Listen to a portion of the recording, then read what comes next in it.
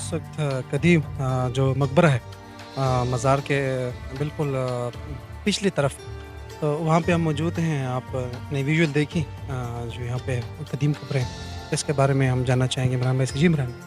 जी करीम भाई, जिस लोकेशन पे अभी हम खड़े हुए हैं, ये कब्रिस्तान जो है नूरी सुल्तान सरकार के साथ कुछ लोग आए थे, जो ख़ानदान इनके साथ खिदमतगार के तौर पे जो बंदा आया था। तो सरकार तबलीग दीन के सिलसिले में यहाँ आए थे।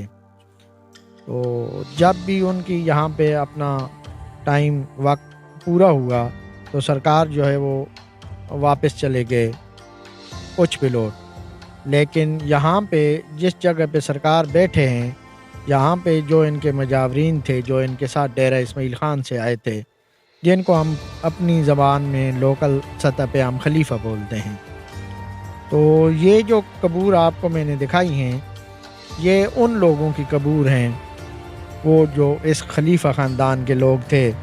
तो वो जो अपनी तदफीन थी, ये कब्रिस्तान बिल्कुल अगर आपको ये कैमरामैन दिखा सके तो ये नूरी सुल्तान सरकार के दरबार के अपोजिट साइड पे हैं ये कब्रें मौजूद हैं, यानी पहाड़ की सिमत पे ये कब्रें मौजूद हैं।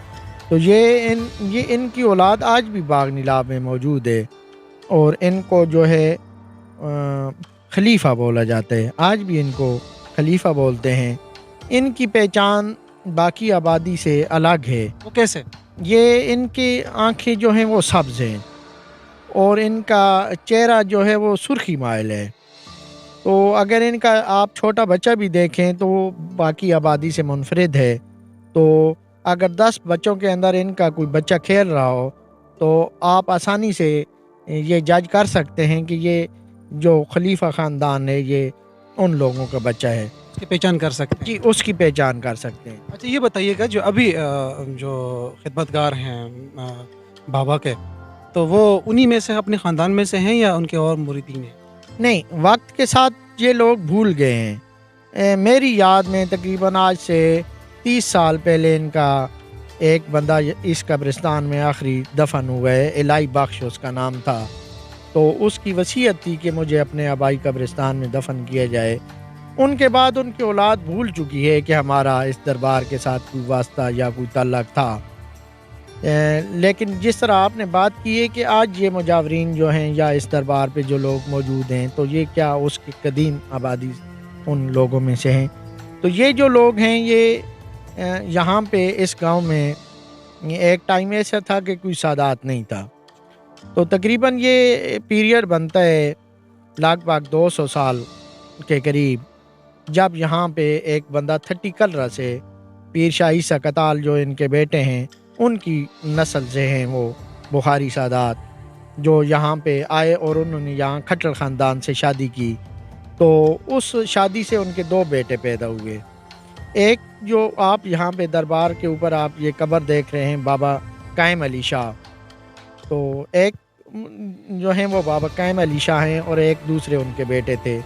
तो जो रिसेंटली आपको जो नस्ल देख रहे हैं वो उनके दूसरे बेटे से है।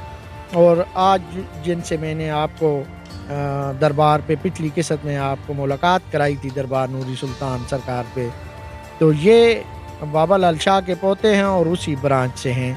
तो ये सादात हैं मौजूदा।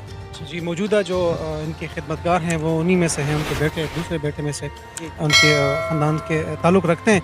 तो ये जो कदीम रिवायत है, कदीम जो सिलसिला है इनके 550 साल तकरीबन का, ये आपने सुना इमरान भाई के ज़बानी, और ये जो सिलसिला है ये मज़ीद आगे से आगे होता जाएगा। इमरान भाई, आगे हम कहाँ जा रहे हैं इस वक्त?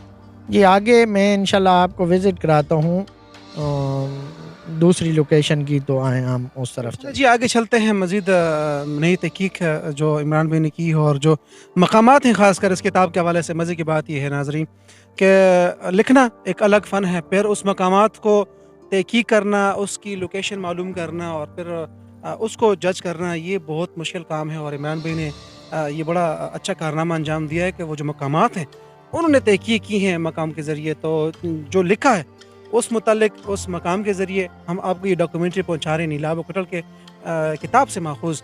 اور میرے ساتھ عمران بھائی بالکل موجود ہیں، مصنف ہیں کتاب کے اور میرے گائیڈر بھی ہیں، وہ مجھے دکھاتے جا رہے ہیں. تو انشاءاللہ آگے ملاقات ہوگی آپ سے، تو تب تک کے لیے کریم خان کو دیجیے اجازت. اللہ نے